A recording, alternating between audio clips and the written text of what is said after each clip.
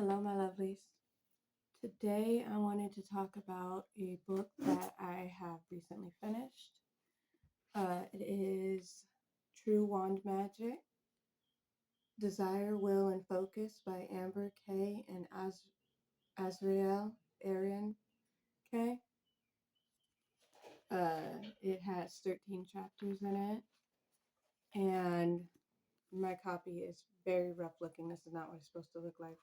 I have some spilled coffee on it and some marker and so on and so forth. But it is a really comprehensive book that goes into the different things you can do with your wands and magic. I initially bought it because I bought a wand and I wasn't using it in my rituals, and I was trying to find ways to bring more wand energy into my rituals. So, uh, let's go over these chapters real quick. Chapter 1 is the power of the wand, is the power of your will, and it goes through a little bit of interesting information about that.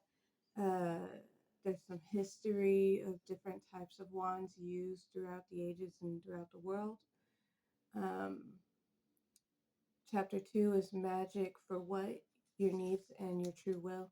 So that's more just trying to figure out what type of energies are being brought forth when you use magic in general, but how it can be used in wand magic.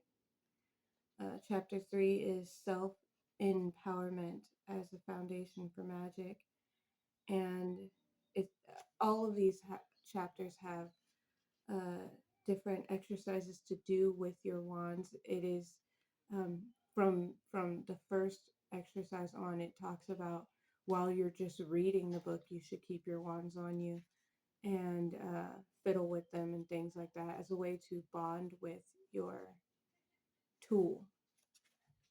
Uh, Again, we have some more history. We have types of wands. We have ways to make your own wand.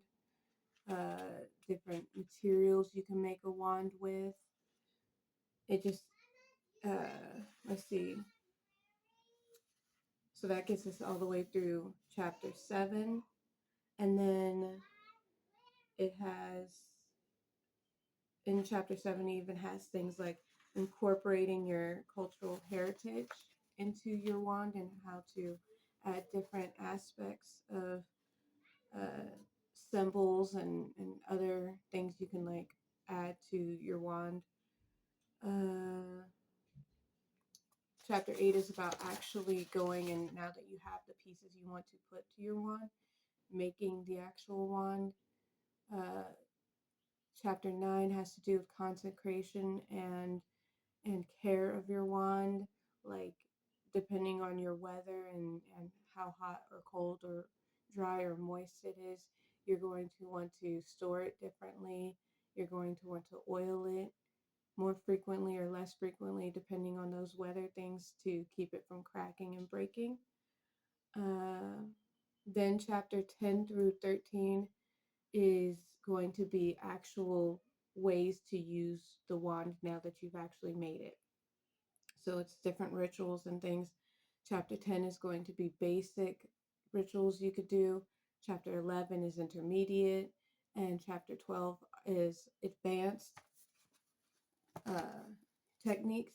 Chapter 13 is having to do with acting with a cord. And then there's multiple appendixes and a bibliography. And there's appendix A through N alphabetically. So there's a lot of appendixes.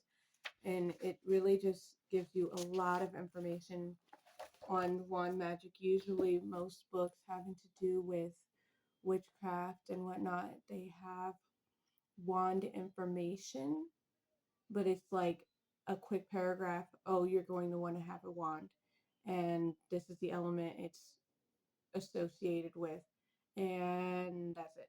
So it was really nice being able to read a book that is so focused in on this one magic tool and how to use it to develop your uh, spiritual practices more strongly.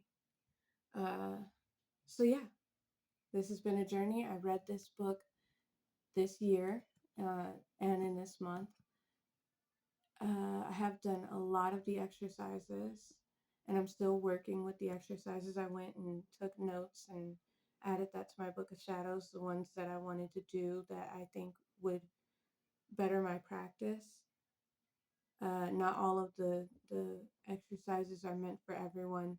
I just wrote down the ones that I know I will be able to do and that I would want to do. So I highly recommend this book. It was, let's see, when was it published?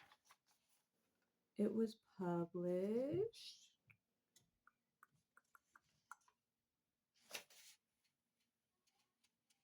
First edition was in July of 2020 or 2016. So yeah, very informative and I would highly recommend it. Y'all have a beautiful day and I'll see you soon, my lovelies. Bye.